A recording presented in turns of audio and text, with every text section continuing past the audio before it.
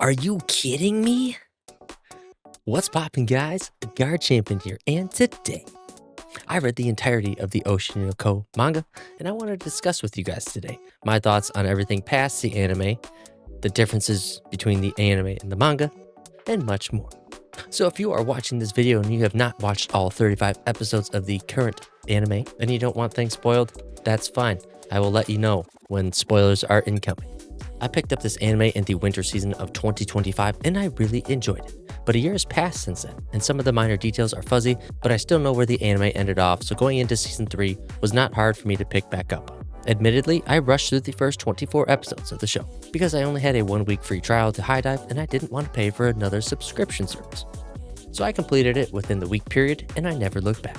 The nice thing about consuming a story multiple times is that it allows you to see things you did not see before. In my case, I read the manga instead of rewatching the anime because I wanted to advance in the story and see how true it was to the source material. Based on my memory from the anime, it was pretty freaking accurate for all the events that took place, almost like a 1-to-1 ratio. The script might have been slightly different, but who's really going to take the time to compare that anyway? The only difference I noticed from the anime adaptation from the manga was the imagery they used for Ai when she died. In the manga, it was just a simple panel, no additional line work or shading to make it a darker moment. Well, if you've seen the anime, then you know it's anything but that. That moment hit so damn hard for me because it was unexpected, but also because of how they made her look. It's kind of scary, to be honest. That particular image from the anime was used in the manga, but way later on. I believe it was when Aqua was having flashbacks while doing the Tokyo Blade rehearsals. I didn't take notes, or else I would provide specific chapters, so I do apologize for that. I chose to read this casually and not take notes. Reading through it, I did feel it took forever to advance. It was very dialogue heavy compared to what I'm used to reading, so it took a lot longer than expected for me to complete. I read mostly shonen, so there's a lot of pages with little to no dialogue, as they're mostly fight scenes. Kaiju number 8, Chainsaw Man, Demon Slayer. Going through the story also re-emphasized everyone's relationships and how they developed while paying closer attention. If you see my other OSHI no Ko video, you'd know that I do not care for Kana Rima because she's just an annoying entitled brat.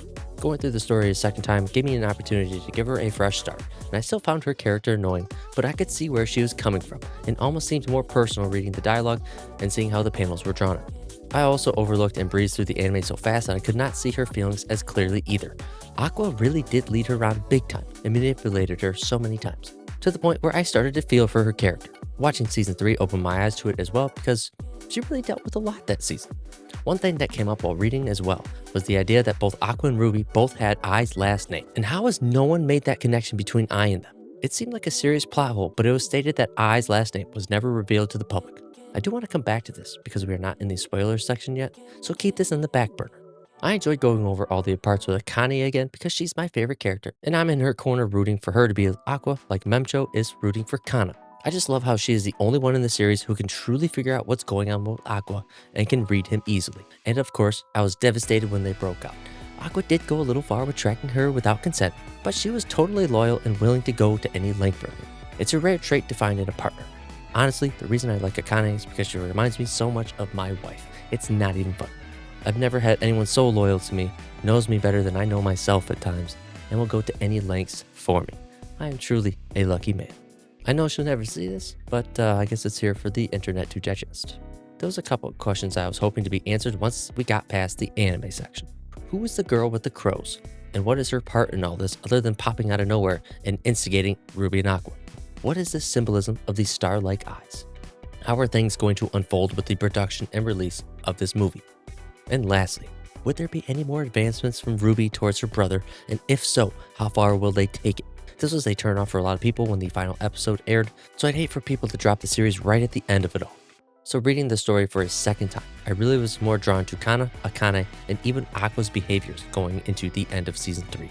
So this is where I'm going to segue into spoiler territory. So if you do not want to be spoiled of the rest of the story, then feel free to check the video up here, and I'll see you on the next one. Thanks for watching. Let's get the big one out of the way.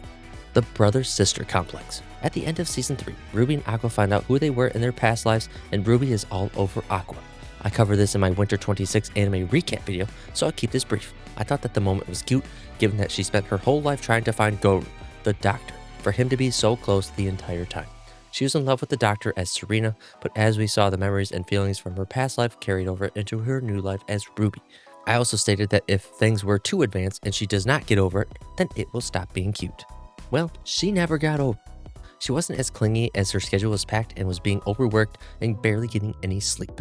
They also make it look like it was Aqua's doing for their kissing scene in the movie at first, but it was later revealed that it came to be when seeking help from Abiko and Yuriko, where they had no knowledge of who was playing who. But Aqua was dedicated to making this movie for his revenge, so he was just going to endure her. It wasn't until the day before, I believe, where Ruby and Aqua were opening up to each other about their past, current feelings, etc. And when doing so, you are the most vulnerable.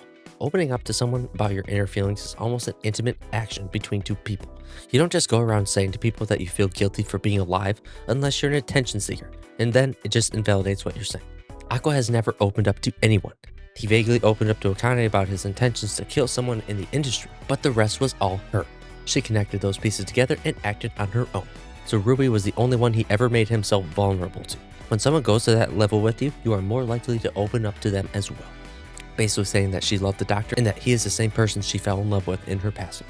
The conversation was only made more special with her acting in her normal, bubbly self, shifting the serious moment with comic relief without taking away from it, just saying he just needs an idol to look up to. And she can be that girl. With all this said, at face value, yes, a sister kissed her brother.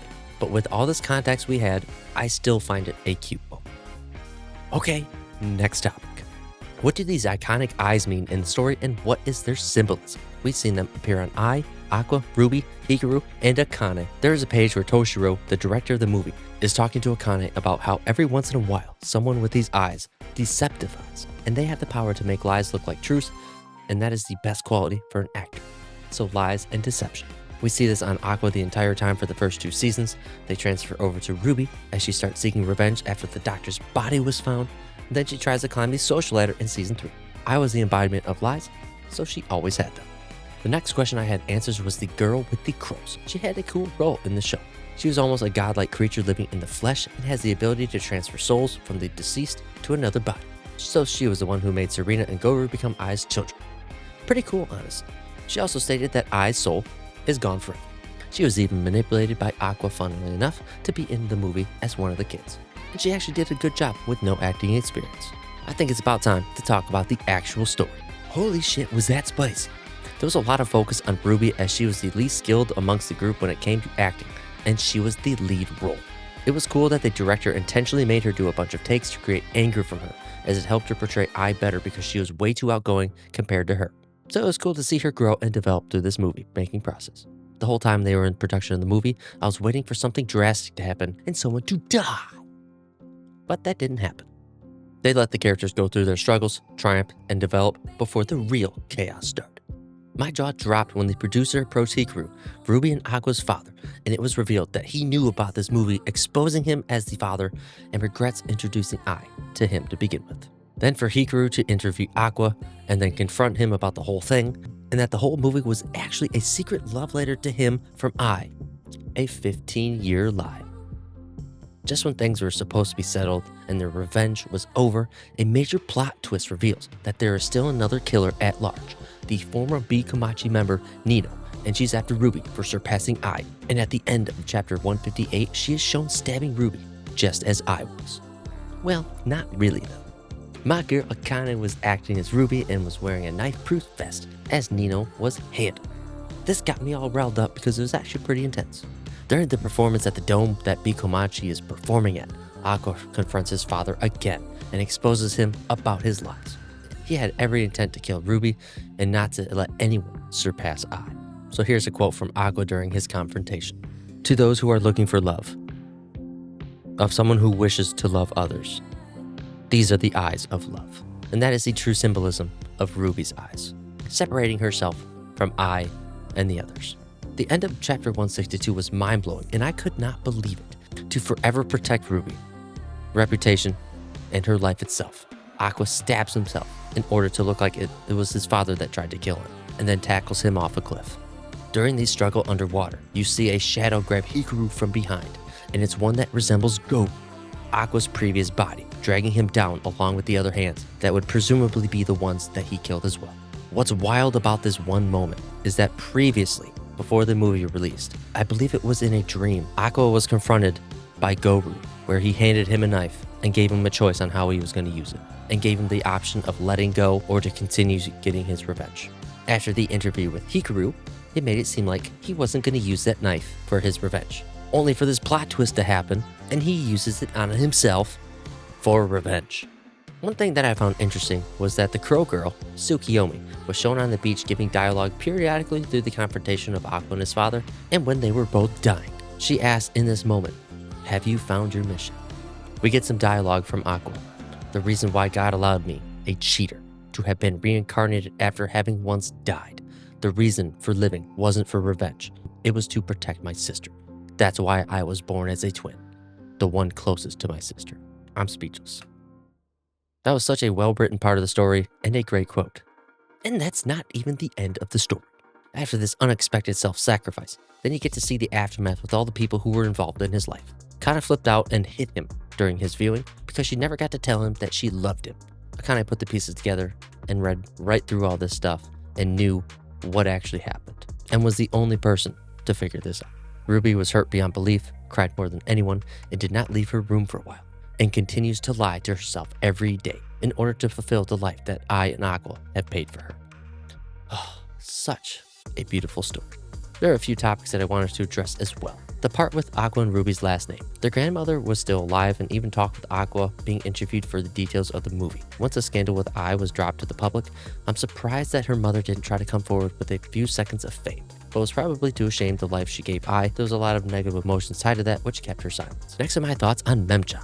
She was a side character that I felt did nothing but provide comic relief for the viewers and their social media specialist for the Bikumachi group.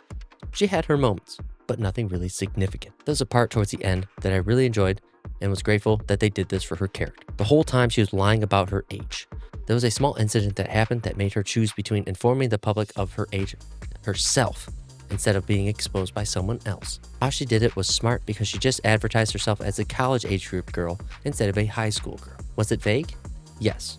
But now she doesn't have that lie lingering on her conscience anymore. If you haven't noticed, this series was all about lies with cause and effect, so I'm glad this had a positive outcome. It was an unexpected part to add, but it was a good way to close out her character. I thought this series did a really good job at the importance of side characters and put them in throughout the story. Between the horrible actors in Sweet Today who got time investment to make them better actors in future arcs, the writer of Tokyo Blade in Sweet Today helping Aqua write certain parts for his movie, the producer of Aqua's movie having ties with Ai and Hikaru the whole time, Miyako being a great mother to Aqua and Ruby despite them being thrown onto her against her will at the very beginning, only to see her love and care grow as strong as it was throughout the story. This story wasn't like other current powerhouses in the scene with horrible endings that leave people unsatisfied. Attack on Titan, JJK, MHA, just to name a few. This story gave closure as it was the end of Ai's and Aqua's story. The story that led Ruby down the path of being the biggest idol to ever live. That is my take on the ending. What did you think? Feel free to comment your thoughts down below. But before I head out, just remember one thing. These eyes are glimmering with love, not lies. If you enjoyed this video, feel free to like and subscribe. Have a great day, and thanks for watching. Peace.